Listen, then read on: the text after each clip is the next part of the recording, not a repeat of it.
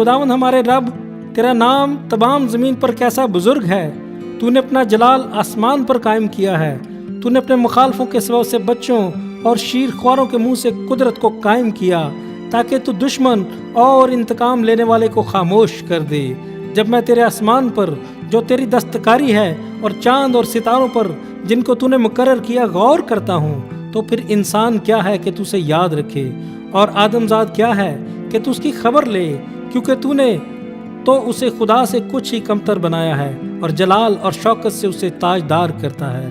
तूने उसे अपनी दस्तकारी पर तसल्लुत बख्शा है। तूने सब कुछ उसके कदमों के नीचे कर दिया है। सब भेड़ बकरियां, गाय बैल, बल्कि सब जंगली जानवर और हवा के परिंदे और समुद्र की मछलियां और जो कुछ समुद्रों के रास्तों में चलता फिरता है। ऐ खुदावंद हमारे रब, तेरा नाम तमाम ज़मीन पर कैसा बुजुर्ग है। आमीन।